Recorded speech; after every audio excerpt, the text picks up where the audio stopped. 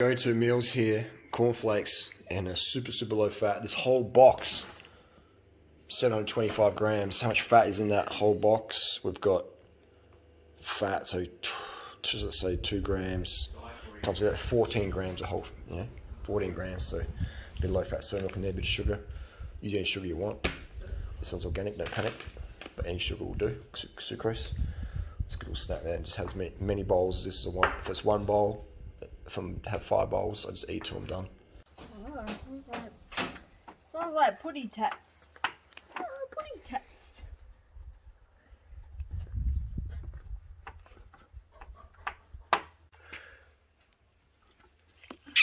Ready.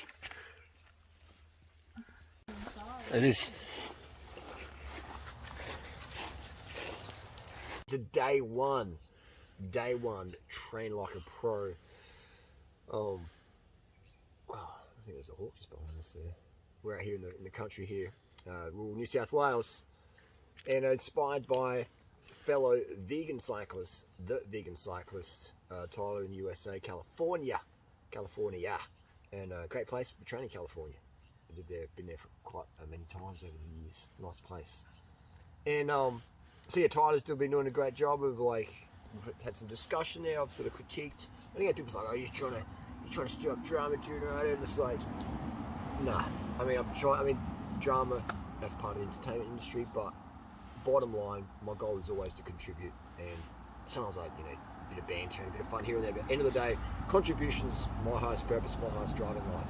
If I'm not feeling contributing to someone, I get bored pretty quick. So, and many of you ask me, can you talk about, the vegan cyclists? That's some sort of hawk. There's definitely a rabbit over there. There's something. That was a.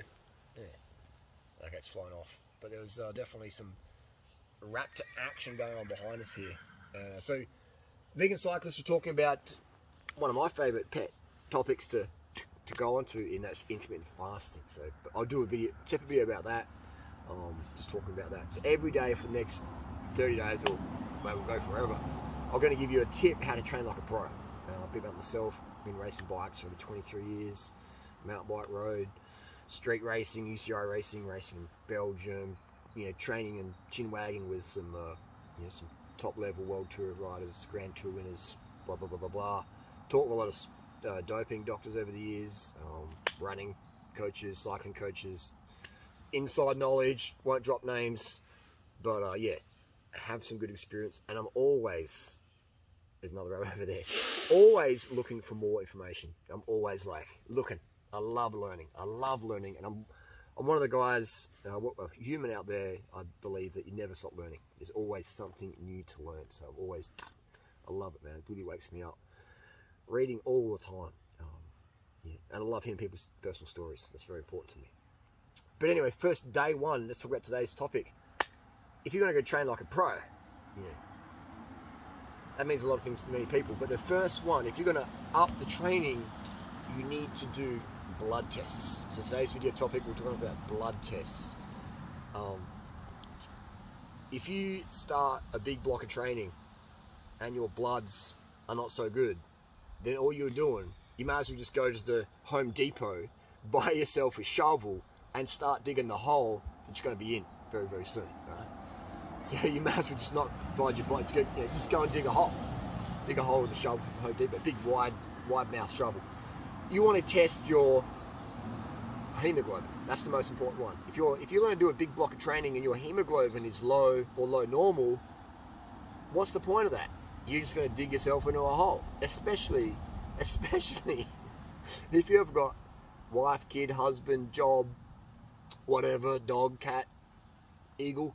If you've got these things in your life and your energy's going out, and now you're going to do more energy, and your hemoglobin's low normal or low, you're just going to dig yourself into a hole. You're going to be on the stimulants, and Tyler, vegan cyclist, he said, left a comment, which we'll get into in another video maybe, but he's saying he does 200 or 300 milligrams of caffeine a day. 200 to 300 milligrams of caffeine a day is a lot, my friends. That is a lot of caffeine every single day. That means if you're using that much caffeine, you're digging yourself into a hole. All right? And this goes for anyone. It goes for me, it goes for Tyler, it goes for you, it goes for anybody. If you're using that much caffeine, it makes you really, really tired, and you're digging yourself a hole. You're not absorbing the training. You know, you need to be able to train without caffeine. Save caffeine for, or stimulants for when it really matters. Otherwise, you don't need it. If you do need it, then you shouldn't train. You should get more rest, because you're just digging yourself in a hole. Simple as that. A lot of people don't care about that, because they're not performance focused, they're weight loss focused. I'm performance focused, I'm mental health focused. Weight comes off on its own. It's very easy to be very, very lean. It's very, very easy. It's too easy. It's so easy people make it complicated. And they try and do shortcuts, and then their body rebounds. Anyway, let's get to the blood test discussion. We'll talk about all this other stuff in another video. You want to have good testosterone levels, or if you're a woman, you want to have good estrogen levels. And as a guy, estrogen is very important for men as well. So here's the blood test you want to get. Most of the guys are watching it as guys, but a few girls, blood tests are good for you as well. So listen up. This is what you need to get before you start your block of training. Train like a pro. You need blood tests to make sure you're okay. You need to check your hemoglobin, your thyroid, your TSH, your T3, your T4. You need to check your liver enzymes. You need to check your renal function, creatinine. You need to check your hormones, men, women, testosterone, free testosterone, SHBG. What's that? Sex hormone binding globulin. If that's too high and you start a lot of training, tanking. Estrogen, we got that. Free testosterone, testosterone. That's the main four with the hormones: estrogen, testosterone, free testosterone, and SHBG. There's other hormones, but not as important. But they're the main four you want to have a look at, so you can paint a picture of where you're at. So what you got? Like, people go, I'm going to motivate, I'm going to lose some weight, I'm going to train hard, and it's like, well, your testosterone's really low, and your estrogen's low, and you're going to start this training, you're just going to go even lower, and you're going to have bone issues, you're going to have teeth issues, you're going to have mental health issues. That's why so many people out there on YouTube, they watch my videos and they freak out because their testosterone and estrogen is so low, and they just like can't handle any criticism. It's like they can't handle any opinion or criticism. They just lose their chops. So yeah, if your estrogen is low as a man, things ain't working properly. You can't get rod if your estrogen's too low. People, this is all this thing like, oh, soy boy, estrogen too high. So if your estrogen's, it's better to have high estrogen than low estrogen, 100%. As men and women, it's better to have a bit more estrogen than you need than not enough estrogen, 100%. So anyway, so you got to get your bloods done, all right? And learn, and don't just go, well, I did my bloods, and the doctor said I'm fine. Your doctor mostly doesn't have a clue. And if they do have a clue, they're super busy. That's what I call them, general practitioners. They're general, even endocrinologists often have no idea of what levels an athlete should be at. They just deal with general population, general results. All right, so you need to understand what levels you are. If you can join my coaching group, if you want like a professional opinion from myself.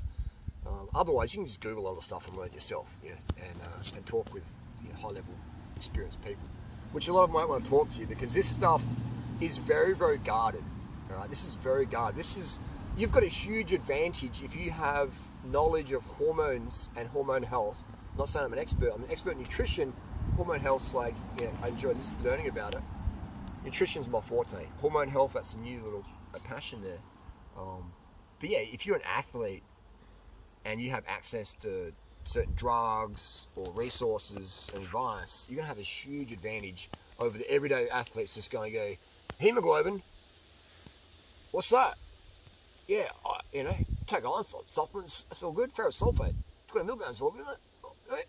You're going to have a huge, there's so many rabbits jumping around here. So you're going to have a huge advantage if you've got that knowledge. And not just an advantage performance-wise, but mental health-wise.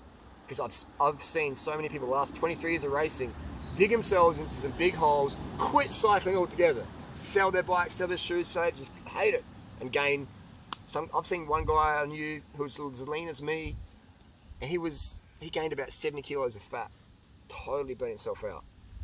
Didn't look after his health, totally just went crazy, right? And I haven't seen him for years. So I hope he's doing alright.